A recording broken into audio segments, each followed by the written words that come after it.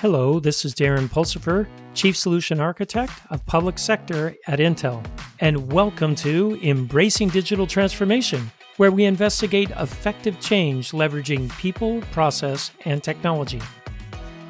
On today's episode, we're going to talk about securing the teleworker and how Intel technology can help do that. And we have a special guest, Steve Orrin, Federal CTO at Intel. So Intel has a set of technologies to help secure the teleworker, and we'll start talking about what we've done on the client, on the device, to help enable these capabilities. And so, well, because there's two technologies. Right? There's the client side and also the data center side, right? That is correct. And okay. While they are different, they are both technologies that reside on different devices. Oftentimes, they have to work in concert in order to be able to get the value. Gotcha. All right. So on the client side. Yeah. Yeah, on the client side, it starts and stops with being able to verify the client to make sure that it's booted securely and operating in a known good way. And this is where technologies that Intel introduced many years ago and have been pervasive throughout our client systems in secure boot with TXT, or Trusted Execution Technology, and more recently BootGuard. And now in the most recent platforms with Intel Hardware Shield, which is really a banner for a set of technologies to secure the system at its lowest level, at the firmware and BIOS level, verify that you have the right BIOS, the right firmware running, be able to do protected and verified updates, and make sure that these features at the lowest level aren't being abused and misused. And the last piece of that is that you need to also attest to that. I like to joke, if you can secure a system in the woods, but there's no way to attest it, is it really secure? And that's really what it comes down to: attestation, both of the secure boot, of the BIOS state, and of the security controls. And so all of our technologies also have the feature of attestation. And that can be both local attestation as well as remote attestation. In the case of Teleworker, that is how then something like an enterprise access control system can verify a client as being securely booted and having the correct firmware and the correct security controls in place prior to giving access to the enterprise.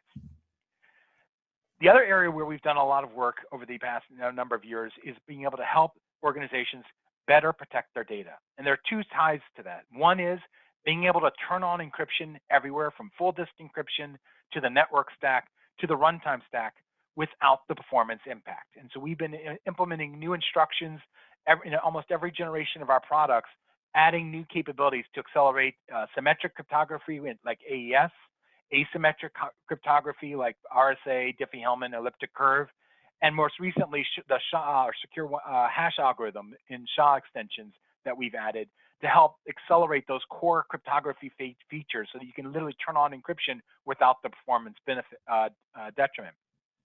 The other area where we've been focusing on is about protecting the applications and their data in use, and being able to really close that last mile of security, where you think about data at rest, data in transit. With full disk encryption, you've got data at rest. With TLS and IPsec, you have data in transit. Well, now the last mile is data in use, and that's where software guard extensions, or SGX secure enclaves, comes to play, and gives organizations the ability to put key parts of their applications, mission critical applications, keys, important data into secure encrypted memory enclaves. And this technology has been out for a couple of years on clients and allows you to be able to deploy applications into untrusted environments, just like we're experiencing now with the teleworker, and still maintain a high level of security for those applications and data. The last piece of the puzzle is connecting back to a topic we just finished talking about, which is the threat intelligence and monitoring. And new technologies that Intel has introduced in the threat detection technology category allows for organizations to get deep visibility into the operations of the platform, to be able to monitor for low-level rootkits, BIOS malware, and other kinds of threats that could be running on a system, whether they be on disk or in memory. And by enabling those technologies to be used by IT organizations and the security tools and agents they use, allows you to be able to get visibility where no malware can hide. And these are technologies that are revolutionizing the way we detect malware using machine learning and AI. So it sounds like quite a bit of things that we can do to actually secure that client. So why isn't that just good enough just to secure the client? Why do if nothing bad is coming in through the clients, then I don't have to worry about the data center nearly as much. It sounds like to me. I mean, Well, there's a maxim that we know in the security industry is that there's no such thing as 100% security, and you're only as secure as the weakest link. So you could really secure a client, but then that client is communicating over a network, and that network is then connecting to an enterprise system, and that enterprise system is talking to other enterprise systems. And so while we absolutely need to protect the client to make sure it's secure, we have to protect the other end of the communications channel just as much, because that is actually where your core, where the crown jewels live. They live inside your enterprise and inside your services that you're providing. right. And So so it a lot of is the things we're important. It is important then absolutely, to secure both yeah. sides, because otherwise, like you said, the weakest link. I like how you describe that. That makes a lot of sense. And a lot of the techniques you're going to use on your enterprise are similar to what you do on the client.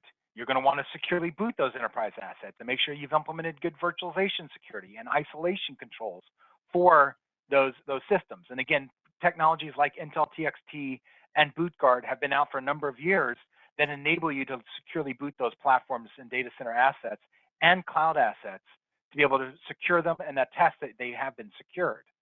We've introduced technology more recently, the Intel Select solution for hardened security, that takes it a step further and integrates a lot of the Intel technologies for secure boot, isolation, and runtime protections into a single platform, into a single capability that is enabled by default. And I think that's one of the interesting approaches of the Intel Select solution for hardened security, is that we took those ingredients, worked with our ecosystem and our OEMs, and developed a solution that when an end customer buys it, it comes out of the box secure with the features turned on, ready to deploy applications into. And so it's sort of like the easy button, if you will, for deploying security into a virtualized environment.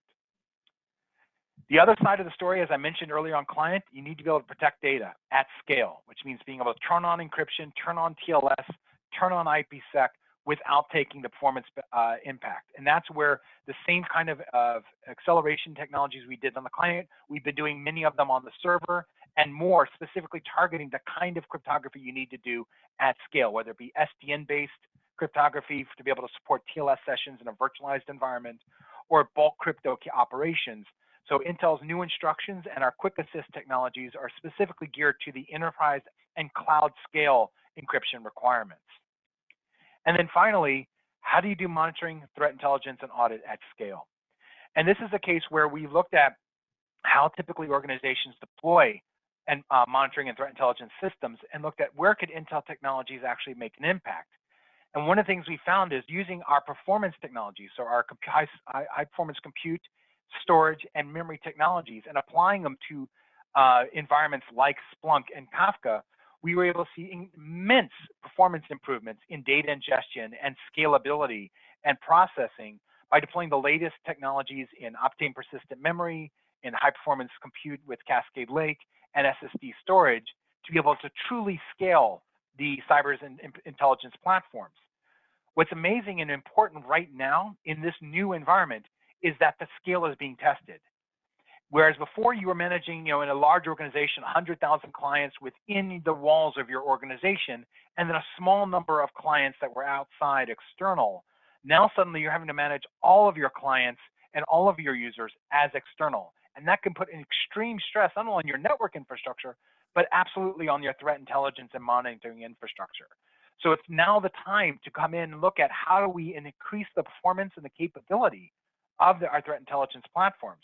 And the good news is much of that performance benefit can be had without changing a line of code.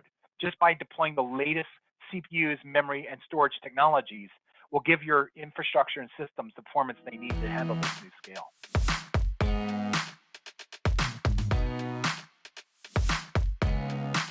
Man, there's a lot here that we can do, Steve. I mean, Indeed. where do I get started is the next question. What can I do right away? It sounds like the technology's been there, the techniques have been there for some time, but let's talk about what we can do today, because last week I just deployed 10,000 people into remote work. Now what, now I'm worried about security. Well, maybe I'm a little late on worrying about security. So what can I do right away to help, curb, the security threats that are obviously coming? Well, I think everything starts and stops with the employees themselves. And so this is where deploy training to help your teleworkers know how to secure their environment. So home security guidance to help them secure their network, to secure their wireless, secure their environment that they're connecting to your network, to your assets from. And so deploying training for these new users that are out there teleworking sometimes for the first time. So secure training for telework, home security guidance, other, reinforce the trainings that they've already had about proper data access and data controls. Those are things that we can do right out of the box that don't require any changes, if you will, to technology. Pushing patches and require users patch their devices, whether it be BYOD, enterprise clients, or the like, making that an enforcement point and going proactive on the patches. If you've already deployed or you're starting to use some of these enterprise access control, ERM, and DLP solutions, turn them on and scale them out. Move from pilot to production. Also, IT organizations need to go look at the policies that they deployed in the past and reassess those policies for the new world order. So when you made your policy decisions in the past where you had a small number of remote employees and most of them were working within the four walls, that has changed. Your policies need to change to meet that.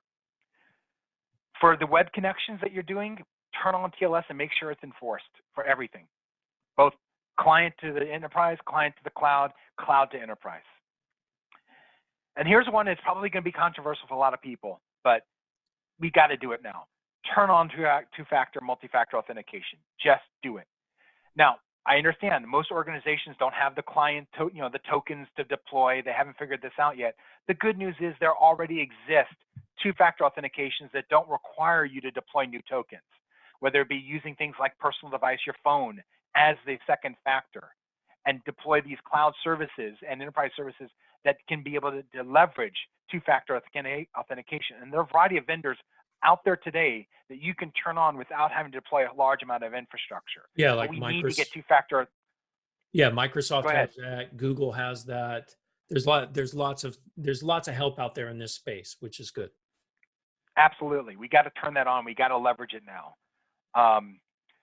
Again, some of it is standard hygiene. Make sure your endpoint security agents are up to date, enabled. Enforce good policies for the access points, and make sure all of your devices have full disk encryption turned on.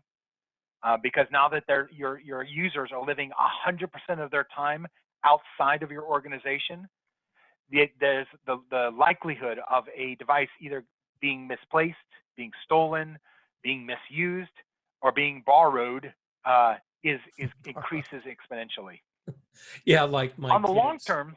Yeah, borrowed. I like the borrowed statement. Like my kids that we only have so many computers in the house, and I have a lot more kids than computers.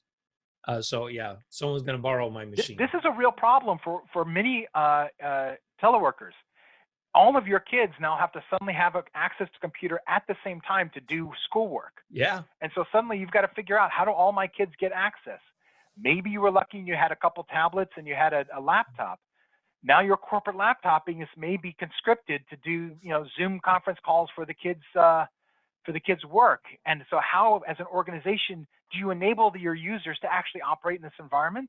There are some techniques you can do today to enable them to do that Zoom conference call and be able to have the kids be able to use that work asset without negatively impacting. And so whether it be browser isolation technologies, good security controls and VPNs and others can secure the environment that the user's kids or other family members need to use without adversely affecting. But it's going to take some work.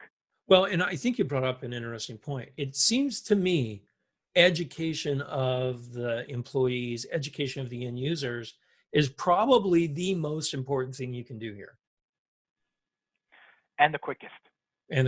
So, dust off your PowerPoint skills because you're not going to be able to go to everyone's house. That's the, the effect here. So, all right, let's talk about that short term. That's what I can do today, right? Let's talk about long term. We don't know how long this new mode of work is going to happen. Some people have estimated that this shift has happened and this is normal now, right? That we're going to have a lot more remote workers. So you've got to come up with a plan. So what do I do long term to make sure that I can handle this in the future? So there's several things that organizations should start looking at now to be able to support this kind of environment, both whether it becomes a long-term reality or, as we've started to realize, this becomes something that reoccurs or a new pandemic happens. How do we plan for this? One best practice we're seeing people talk about right now is implementing zero trust best practices and policies. And there's some good guidance out there about how to deploy zero trust. And really at its core, what zero trust means and does is it reduces your reliance on having to trust every aspect of the user and the client that's coming in. And so it creates a true defense in depth down to the data level, where access is part and parcel with data protections. At the same time, you've got to implement multi-factor authentication and be able to get that to scale across the entire organization. For those that haven't adopted ERM and policy-based access control, this is the time, because it's really about protecting the data. And if you don't have access control and protection for the data, no matter where it lives, off-site and on-site, you're going to be missing the ability to protect yourselves in this new world order. One area that I've talked about often, I've written about, is around looking at the actual systems themselves and implementing a deep stack security solution. One thing we can no longer do is say, well, I've protected my application, I'm good, or I've got secure networks, I'm good. We've got to go deep, and we've got to understand the security of the entire stack from the bottom all the way through to the top. And that's secure boot with attestation, implementing virtualization and container security for the VMs, for the containers, and for the engines that are driving them, and implement firmware security monitoring. Make sure that you know what firmware is running on the base system, on the cards, and on the devices that are in the environment, and be able to monitor and update them and protect them. We have to extend audit and threat intelligence and monitoring to the teleworker environments. And this may be one of the more challenging things long-term, because often users push back on having more and more agents and more monitoring on their system. But as more and more clients become remote clients and yet still need to be able to operate productively, the IT needs to get visibility. And so they need to be able to figure out how to scale their threat intelligence and monitoring. They also have to look at what their threat feeds are and make sure they're getting threat feeds now that anticipate this new environment where they have remote workers, as opposed to just focusing on the enterprise side. And then the last piece, and you sort of mentioned this earlier, but I think this is a really good best practice that people should start evaluating, which is extending the enterprise security to the teleworker locations beyond the device. You mentioned about being able to having one organization deploying routers that have already been pre-secured and pre-managed. Those kind of things will actually be a major game changer for protecting that environment that your clients are now living in. It's not a high cost. It does require a little bit of work. But if you deployed a router or a switch to your enterprise, to your clients, to your workers, to their house that was configured and secured and managed by IT, that could reduce a whole level of risk that the IT is having to take on by allowing for these remote connections. Plus, you're giving the user a benefit of having a much more secure work environment, which means also their non-work activities will be more secure if their Wi-Fi is locally secured as well. And so there's a win-win here that I think really is something innovative and novel that we should all be looking at. This brings up an interesting thing. One thing I think in long term that we're going to have to do is think outside of the box, think outside of what we've done in the past, because our world has changed. Things are different than the way they used to be. So we've got to deal with that, and we've got to come up with new ways of securely working in this new environment.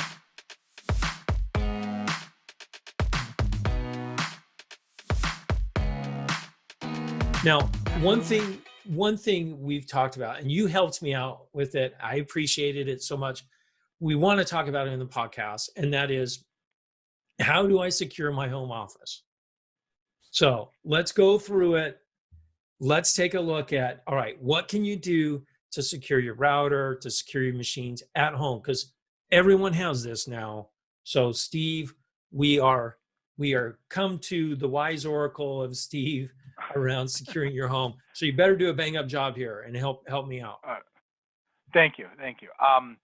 Let's start on the system itself. And this is both your laptops, your tablets, your phones, all of the internet connected devices that you have within your house.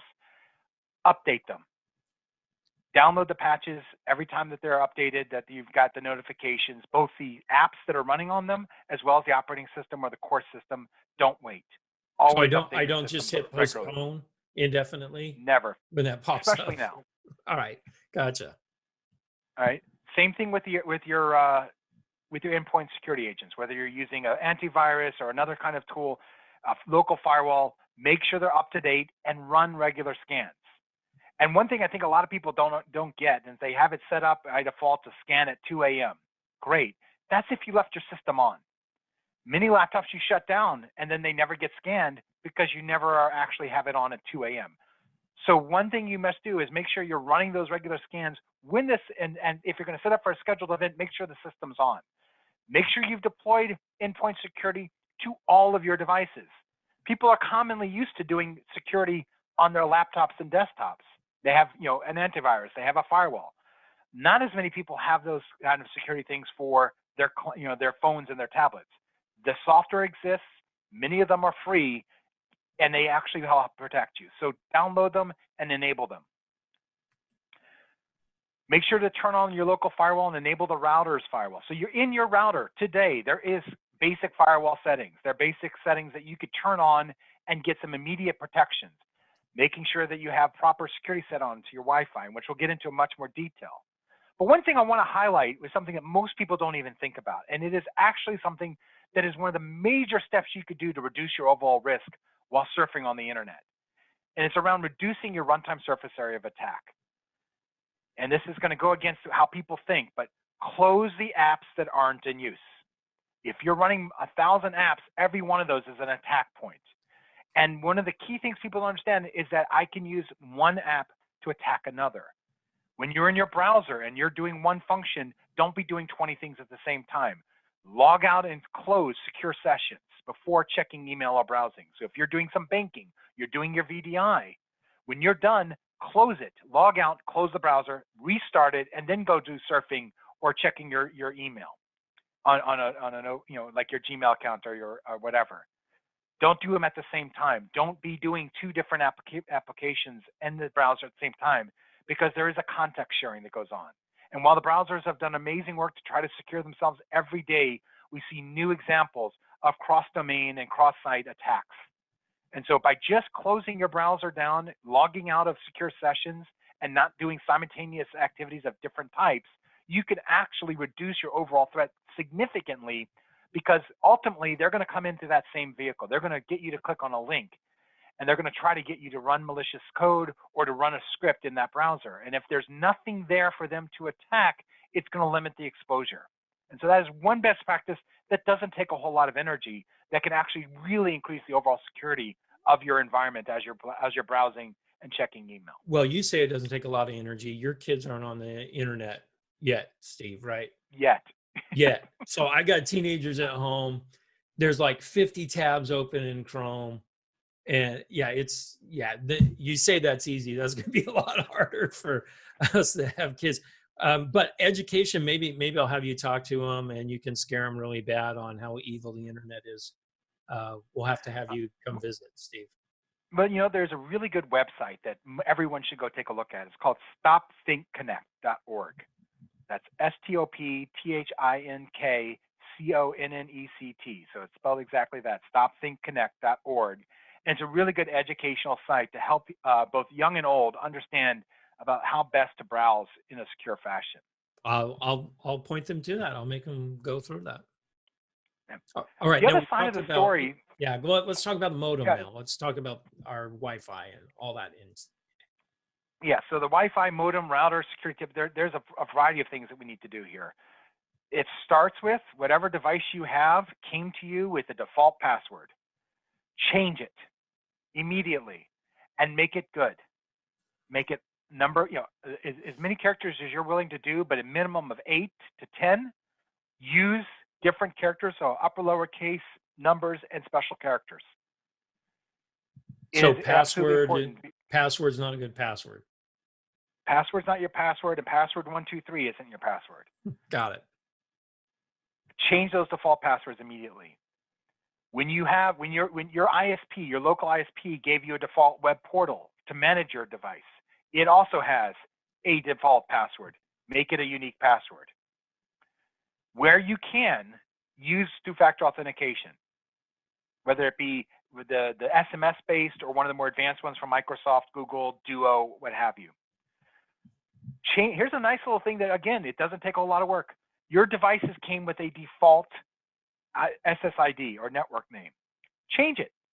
Because someone who's doing drive-by roll down is looking for SSIDs that they can recognize. Oh, that's a Verizon router. Oh, that's an AT&T router. I know how to attack that, or I know what the default passwords are. Changing the SSID adds one level of step of obfuscation to your network infrastructure. And don't give away your Wi-Fi to everybody. I mean, obviously your kids are going to need it to connect, but sometimes you can just connect it for them. Don't publicize your Wi-Fi network password to anyone who's coming to because that's something that oftentimes you don't change that often. It'd be great if you did, but you don't need to give it away. Sometimes you can take the device and type it in and then let them connect.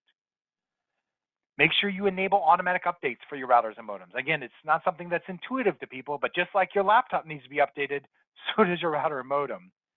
And turn on WPA. Make sure you're using the wireless encryption capabilities. Enable the network address translation features. Turn on the DNS filter. These are all features that are there in your modem and router that you just go to the admin portal, and they've done a really good job of making it easy to find these features and flipping the switch. Some of the more advanced ones will come with this stuff default on, but if it isn't, you should turn them on. Where possible, disable UPnP, or if you need to use it and then turn it off again. Same thing with WPS. Use it to connect the devices, then disable it. And so these are some things you can do to help protect your local environment from remote and even close by attacks, because we all have heard of somebody borrowing Wi-Fi from their neighbor. These kind of techniques will help prevent your neighbor, because when they do that, you're not exposing just your network, but your enterprise network to not only the insecurity of your environment, but the insecurity of your neighbor's environment as well. This is great information, Steve. For those of you that are listening to the podcast, you can go out and find all this information on our blog. Check it out on embracingdigital.com. So, Steve, thank you very much for today. This was very informative. Some great ideas here, some great things that we can work on. What would be some last words that you have for all of those IT professionals that now have everyone working remote? So I think that the three things that I would take away is, number one is we've got to think differently now, which means deploy the technologies that you may have been piloting, get them out there, educate your users, turn on two-factor authentication, and protect the data at scale. And that is really, if we can do those three things, we can actually help reduce the risk of this new entire enterprise teleworker environment and be better prepared for the next round of this or for the next pandemic if we've implemented these key things to help our users understand what it means to telework securely, enforcing good authentication and access practices on the user, and make sure to protect the data no matter where it lives, because it's going to live outside your organization now.